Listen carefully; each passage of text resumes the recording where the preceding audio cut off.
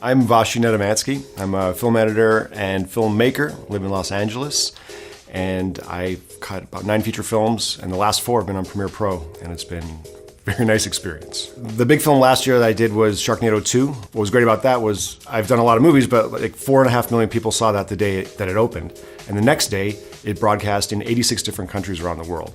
So in terms of the other films I've done, like not as much visibility, it's always nice to have something that people know and people have seen. And so that was a nice feature. Also last year I did a documentary called That Which I Love Destroys Me, which is about PTSD.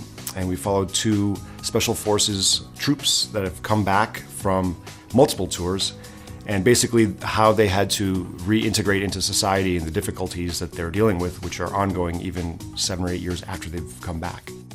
I've been cutting on Premiere Pro since like 2007 when I was working with the Bandito brothers, and I was one of the lead editors there.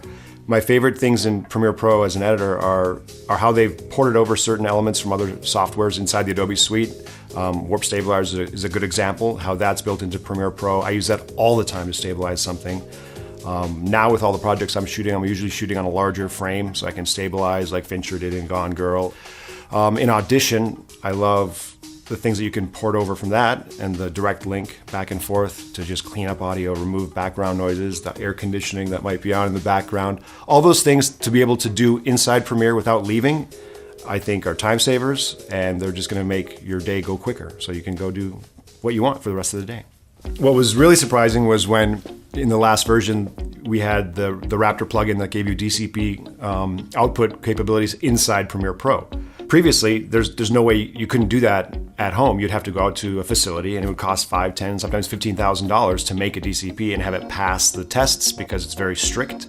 And now we have that option inside Premiere Pro, and I got to use that on That Which I Love Destroys Me to make the DCP that is now out in the theaters for distribution.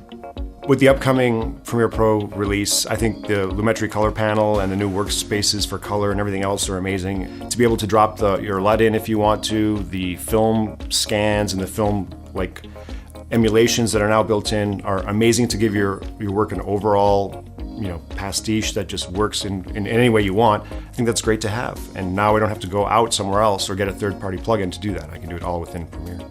I know the cliche is that it's not a job if you love what you're doing. And the people around me, they know that I'm always like either shooting or writing or editing or fooling around. And if I don't have a job, I'm doing something for myself to just create. I like creating. And I think as any artist or person that has desires to express themselves, we all do it in different ways. And for me, it's to do a video or to write something. I think I'm good at it. I like telling stories and I like sharing that. And if the feedback is good or bad, I've created something, and that can be there for a long time, and that's the mark you want to leave.